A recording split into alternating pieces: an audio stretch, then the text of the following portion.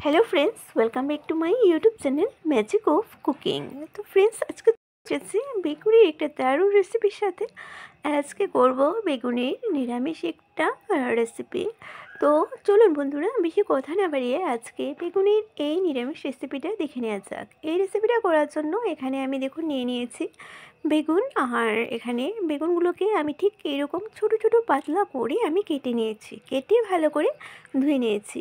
এই রেসিপিটা করতে কিন্তু খুব একটা বেশি সময় লাগে না, আর সামান্য কিছু সময়ের মধ্যে আমরা ঝটপটে করে নিতে পারবো এই দারুণ রেসিপিটা।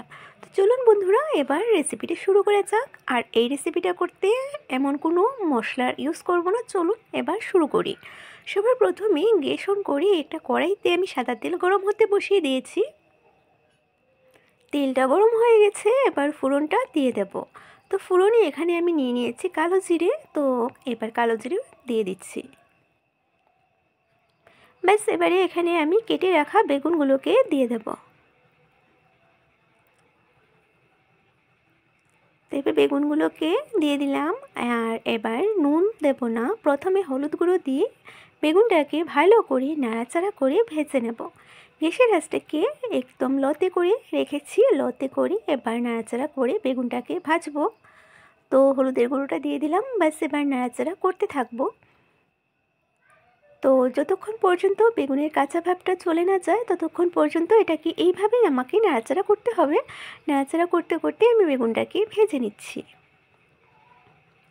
আর আমি এখানে ঢাকনা দিয়ে ঢাকছি না, বেগুন তো এমনিই নরম থাকে, আর ঢাকনা দিয়ে দিলে আরও বেশি নরম হয়ে যাবে।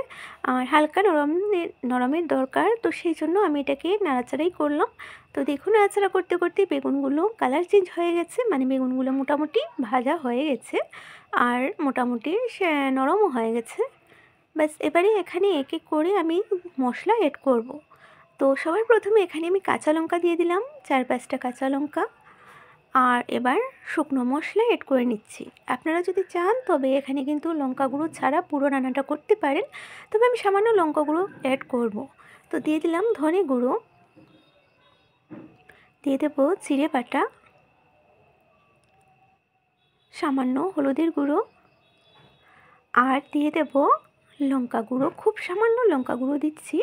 এটা পুরোপুরি অপশনাল, এটা আপনারা চাইলে দিতে পারেন, নাও দিতে পারেন। তবে যারা একটু ঝাল খেতে পছন্দ করেন তারা এখানে লঙ্কা গুঁড়োটা দিয়ে দেবেন, কারণ বেগুন যেহেতু একটু মানে বেগুনের মধ্যে একটু কষ ভাব থাকে, সেটার জন্য একটু ঝাল দিলে খেতে ভালো লাগে। তো অল্প ঝোল এবারে আমি অ্যাড করে দিলাম। এবার ঝোলটা দিয়ে মশলাটাকে ভালো করে বেগুনের সাথে কষিয়ে নেব। আর এটা কিন্তু আমি একদম মাখা মাখা করে রান্না করব, এটার মধ্যে একদম ঝোল থাকবে না, ঝোল ভাবটা থাকবে না। তো এবার মশলাটাকে কষিয়ে নিচ্ছি, আর গ্যাসের আঁচটাকে এবারে আমি মিডিয়াম আঁচে করে দিয়েছি। যারা প্রথমবার আমার আজকে এই ভিডিওটি দেখছেন তারা প্লিজ ভিডিওটি শেষ পর্যন্ত দেখবেন, ভালো লাগলে লাইক করবেন, শেয়ার করবেন, সাবস্ক্রাইব করে পাশে থাকবেন। তো দেখুন, নাড়াচাড়া করতে করতে আমি মশলাটাকে ভালো করে বেগুনের সাথে কষিয়ে নিচ্ছি। আর মশলাটা খুব সুন্দরভাবে বেগুনের সাথে মোটামুটি কষানোটা হয়ে গেছে, দেখতেই পাচ্ছেন। আর এইভাবেই এটাকে কিন্তু আমি রান্না করব। তো ফাইনালি এই মশলাটা আমি কষিয়ে নিলাম। এবার এটার মধ্যে আমি জল এড করে নেব। খুব বেশি জল দেব না, সামান্য জল দেব। আর খুব বেশি জল দেওয়ার দরকারই পড়বে না, এটা আমি একদম মাখা মাখা করব। আর শুধু বেগুন আছে, বেগুনের সাথে আর অন্য কোনো সবজি এখানে নেই, তাই এখানে খুব একটা বেশি জলের দরকার পড়ছে না। আপনারা যদি চান তবে এখানে টমেটো বা আলু ইউজ করতে পারেন, আমি কিন্তু শুধু বেগুন দিয়েই করছি। আর এটাই হচ্ছে এই রান্নাটার স্পেশালিটি বলতে পারেন। তো ভালো করে মিশিয়ে নিলাম অল্প নুন দিয়ে। এবার 2 থেকে 3 মিনিটের জন্য ঢাকনা দিয়ে ঢেকে রাখবো। তো দেখুন, আমি প্রায় 2 মিনিট হয়ে গেছে, আর 2 মিনিট পরে ফিরে আসলাম। আর ঝোলটা খুব সুন্দর ফুটে এসেছে। আমি ভালো করে আবারও একবার নাড়াচাড়া করে নিচ্ছি।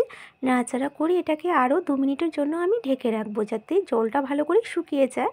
এটা যেহেতু জল ছাড়া মানে ঝোল থাকবে না, সেজন্য আমাকে ঝোলটা শুকিয়ে নিতে হবে। তো ঢাকনা দিয়ে ঢেকে রাখছি।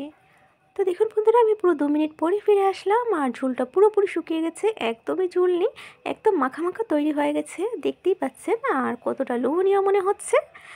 ব্যাস, তৈরি হয়ে গেল আমার আজকের এই বেগুনির একদম সিম্পল একটা রেসিপি। খুবই সহজ এটা বানানো, একদম ঝটপটে যে কেউ করে নিতে পারবে। তো অবশ্যই একবার বাড়িতে ট্রাই করবেন। যদি এটা প্রথমবার দেখে থাকেন তবে ট্রাই করে দেখবেন, আশা করি বাড়িতে সবারই পছন্দ হবে। এবার একটা প্লেটের মধ্যে নামিয়ে নিচ্ছি।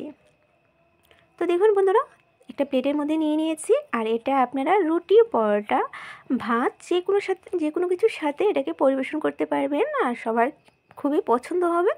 একবার হলে ট্রাই করে দেখবেন।